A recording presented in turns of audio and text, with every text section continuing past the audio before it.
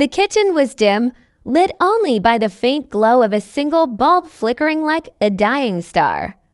The sprawling mansion, usually a monument to wealth and order, felt eerily still, its silence broken by the soft, choked sobs of Amara, the maid, hunched over the marble counter. Her hands trembled, clutching a rag-soaked red, the metallic tang of blood sharp in the air. Victor Langston, the millionaire who owned this empire of glass and steel, stood frozen in the doorway, his suitcase still in hand from a red-eye flight from Dubai. He'd been gone for months, chasing deals across continents, but nothing prepared him for this. His quiet, steadfast maid, her uniform stained crimson, her face a map of fear and secrets. The room seemed to pulse with questions. What had happened here? And why was the blood not just on her, but everywhere? Victor's eyes caught a glint on the counter, a knife, its blade slick and gleaming. He stepped forward, his voice low but steady. "Amara, what the hell is going on?" She flinched, her sobs catching, but before she could answer, a shadow moved in the hallway behind him, and the truth began to unravel. Victor Langston wasn't just rich, he was a titan. A man who'd built a fortune in tech and real estate, his name etched on skyscrapers and whispered in boardrooms. His mansion in the Hamptons was a fortress of luxury, but it was Amara who kept it alive. For 3 years, she'd been the invisible force behind the polished floors and pristine linens, her presence so quiet Victor barely noticed her beyond a nod or a murmured thanks. She was a single mother from a small town in Honduras, her life a stark contrast to his scraping by, sending every dollar to her daughter, Sophia, back home. But Amara carried something else, something Victor never saw, a past she'd buried under layers of routine, a past that had claws. Tonight, those claws had caught up, and the blood on her hands wasn't just a stain, it was a warning. The kitchen counter was a battlefield of evidence, shattered glass, a toppled wine bottle, and streaks of blood that trailed to the floor. Like a grotesque painting, Victor's pulse quickened, his mind racing through possibilities: accident, attack, or something darker. "Amara," he said again, softer now, stepping closer. Her eyes darted to the knife, then to him, wide with panic. "It's not what you think," she whispered, her voice raw, accented with fear. I didn't mean to." Her words faltered, drowned by a fresh wave of tears. Victor sat his suitcase down, his instincts sharpened from years of navigating corporate sharks. He noticed her sleeve, torn at the shoulder, and a bruise blooming on her wrist. This wasn't an accident. Someone had been here. He knelt beside her, careful not to touch the blood. "Who did this?" he asked, his tone calm but unyielding, the kind he used to close billion-dollar deals. Amara shook her head, her hands clutching the rag tighter. "They came for me," she said, barely audible. "They found me." Before Victor could press further, a creak echoed from the hallway floorboard under weight. His head snapped up, adrenaline spiking. He grabbed the knife, not as a weapon but as a shield, and moved toward the sound. The mansion's opulence felt suffocating now, its long corridors hiding threats in every shadow. "Stay here," he told Amara, but her hand shot out, gripping his arm. "No, Mr. Langston, you don't understand. They're not after you."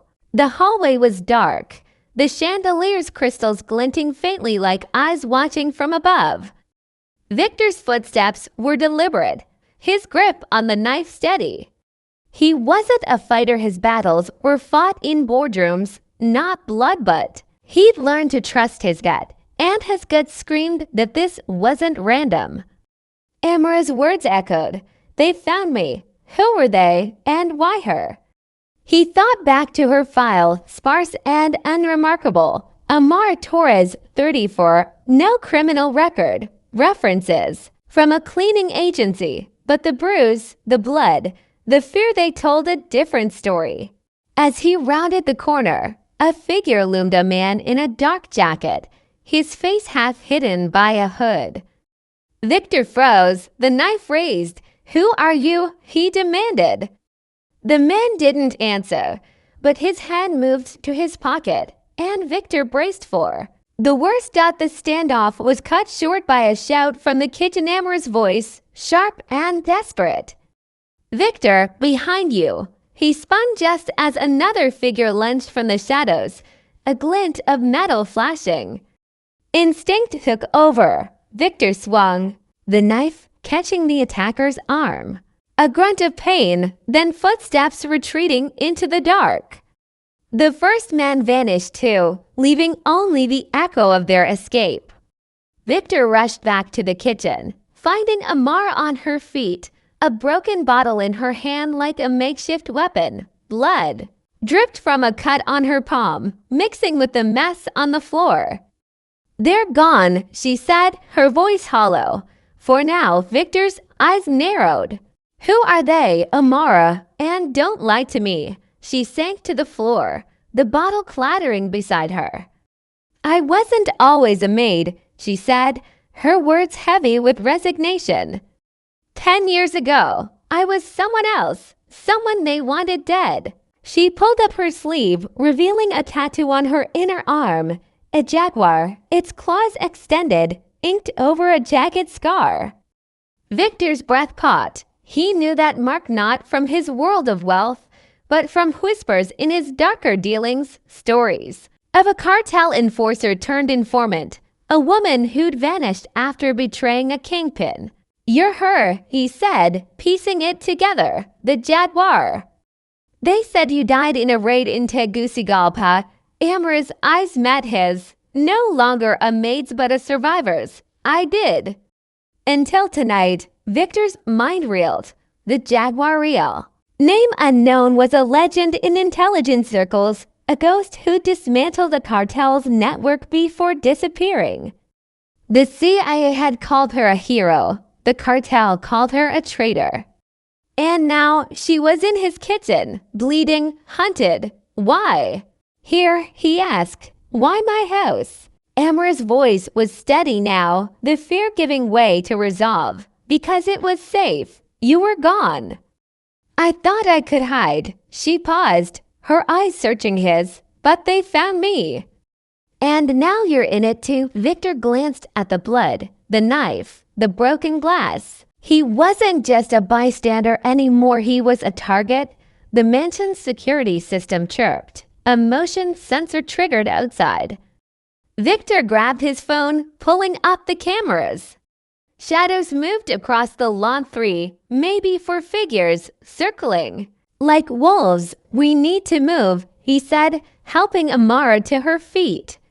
Her hand was steady now, the jaguar tattoo a reminder of who she'd been. "I know a way out," she said, leading him to a service door hidden behind a pantry. The mansion's wealth meant nothing now. Survival did. As they slipped into the night, Victor's phone buzzed a text from an unknown number. "You can't hide her forever." His grip tightened. He'd built an empire, but this was a fight he hadn't chosen. Yet, they reached a safe house by dawn, a nondescript cabin Amara knew from her old life. Inside, she revealed more. The cartel had tracked her through a leak in the agency, her new identity compromised. Victor, a man used to control, felt the ground shift. But he saw her not as a maid, not as a fugitive, but as a fighter. "We end this," he said, his voice firm. "Together?" Amara nodded, the jaguar alive in her eyes. Word of their stand spread on X, in newsrooms, among those who'd written her off.